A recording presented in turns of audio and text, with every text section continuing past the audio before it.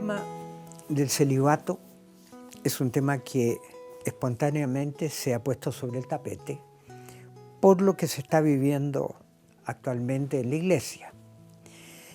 Y evidentemente que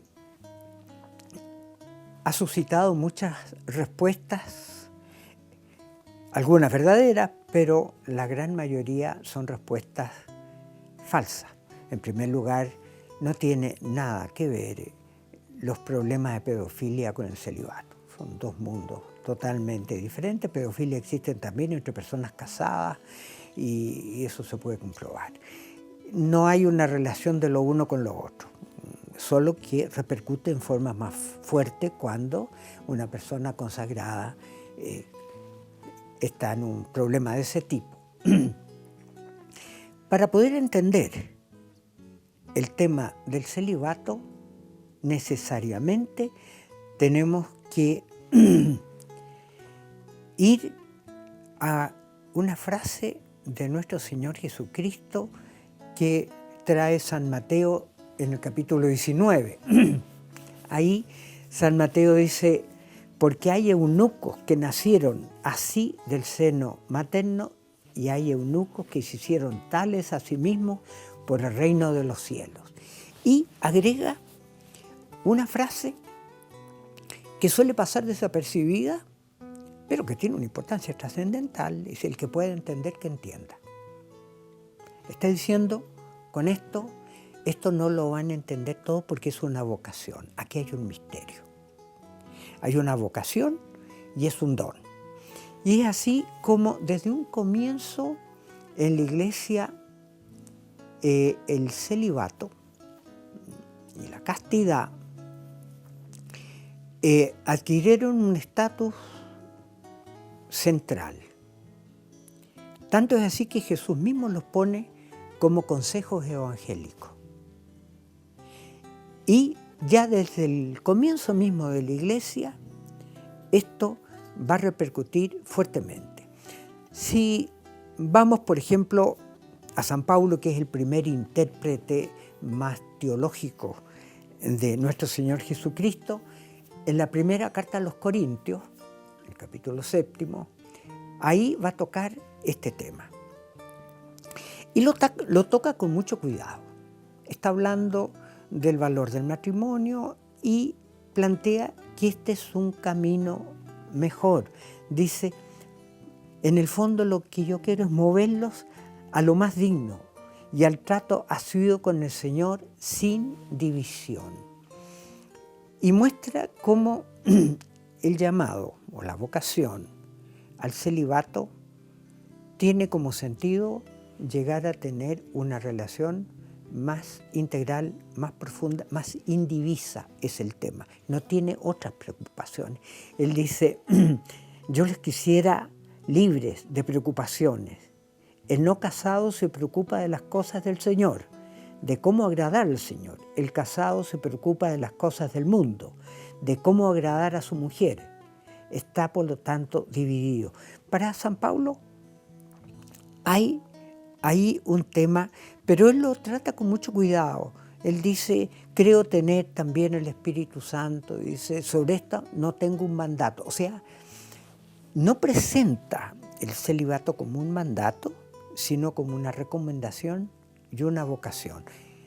Pablo está consciente de que esas palabras misteriosas de Cristo, el que puede entender, que entienda, está tocando un tema que en definitiva solo se puede abordar en profundidad a partir de lo que suscita Dios en el corazón mismo de la persona.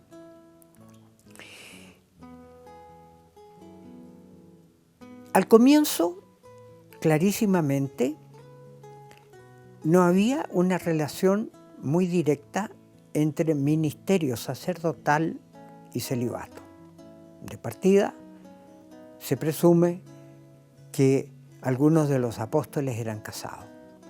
De hecho, el primer milagro que hace nuestro Señor Jesucristo en Cafarnaúm es curar a la suegra de Simón Pedro. O sea, pero poco a poco los apóstoles sí van viviendo ese mundo del celibato, y los primeros obispos y los primeros misioneros van en el fondo asumiéndolo como algo normal. Pero se van creando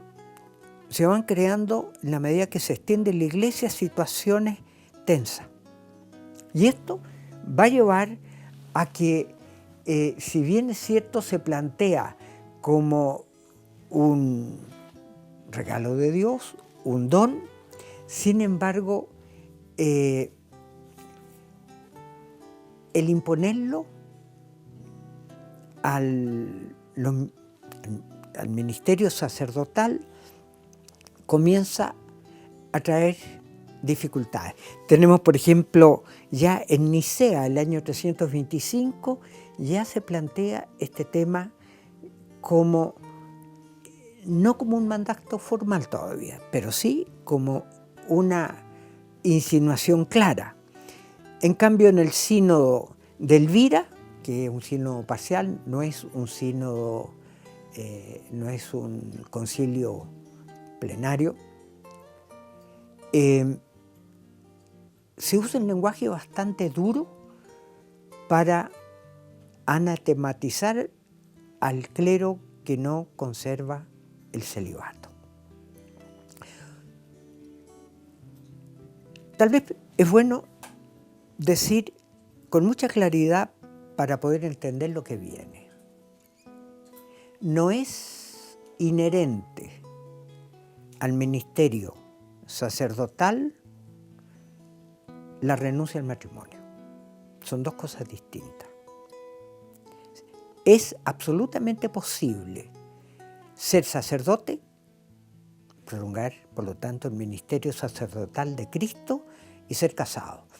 De hecho, en las iglesias orientales, católicas, con obediencia al Papa, que son muchas iglesias y que normalmente los católicos aquí no las conocemos, la iglesia maronita, sirio, malabar, etc. Todas estas iglesias es posible ser sacerdote casado.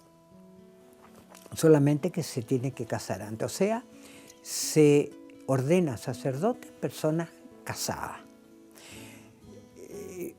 Los obispos solamente vienen de personas célibes. Pero no hay una incongruencia.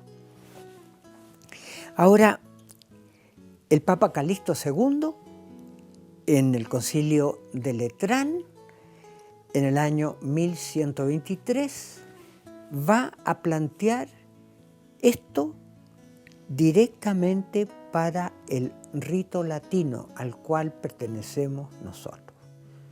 A nosotros los católicos apostólicos romanos o latinos nos da la impresión que la Iglesia Católica es solamente la católica apostólica romana. Las otras son Iglesia Católica, Apostólica, Sirio, Malabar, Maronita, etcétera, etcétera. Son muchas otras iglesias que no tienen este mandato canónico del celibato. Pero el tiempo mostró una cosa muy concreta.